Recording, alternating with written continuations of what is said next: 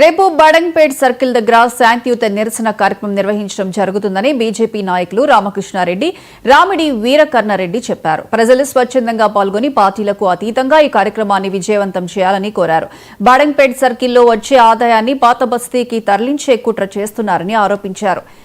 MIM పార్టీకి అనుకూలంగా MLA Sabitha Indra Reddy వ్యవహరిస్తున్నారని మండిపడ్డారు.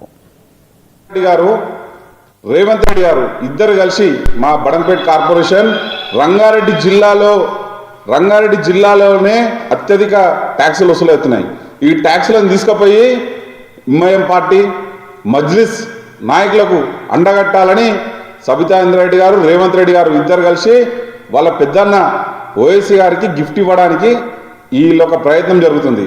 దీనికి నిరసనగా రేపు ఉదయం మన బడంగ్పేట్ మున్సిపల్ కార్పొరేషన్ ముందు నిరసన కార్యక్రమం, శాంతియుత నిరసన కార్యక్రమము నిర్వహించడానికి భారతీయ జనతా పార్టీ నిర్ణయించింది.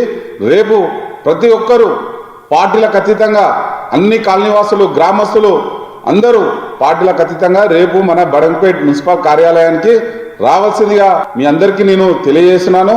ప్రతి ఒక్కరూ ఈ కార్యక్రమంలో పాల్గొని మన బడంగ్పేట్ని మనం కాపాడుకునే విధంగా, ఒక తెలంగాణని ఎలా మనం కాపాడుకున్నామో, తెలంగాణని తెచ్చుకోవడానికి మనం ఎలా కంకణం కట్టుకున్నామో, అదేవిధంగా మన బడంగ్పేటని మనం కాపాడుకునే విధంగా ప్రతి ఒక్కరు ముందు అడిగేయాలని చెప్పి తెలియజేస్తున్నాను. అంత రామేశ్వరం పోయినా శనేశ్వరం వదలనట్టు ఈరోజు మళ్ళా ఇటీవల జిహెచ్ఎంసీలో బడంగ్పేట్ మున్సిపల్ కార్పొరేషన్ విలీనం చేయడం జరిగింది.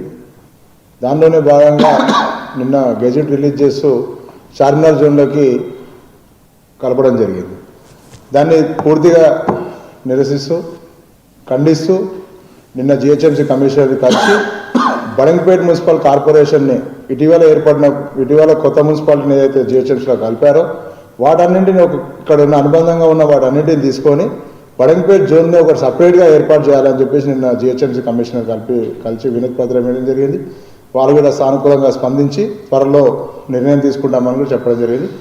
అందులోనే భాగంగా భారతీయ జనతా పార్టీ బడంగ్పేట్ మున్సిపల్ కార్పొరేషన్ తరఫున రేపు శనివారం ఉదయం 10 గంటలకు బడంగ్పేట్ మున్సిపల్ కార్యాలయం దగ్గర అన్ని కాలనీలు, బడంగ్పేట్ మున్సిపల్ కార్పొరేషన్ పరిధిలో ఉన్న పాత గ్రామాలు కావచ్చు, కొత్తగా ఏర్పడ్డ కాలనీలు అన్నీ వాళ్ళందరి సహకారంతో రేపు పెద్ద ఎత్తున ధర్నా చేస్తామని, సపరేట్ జోన్ కావాలని పెద్ద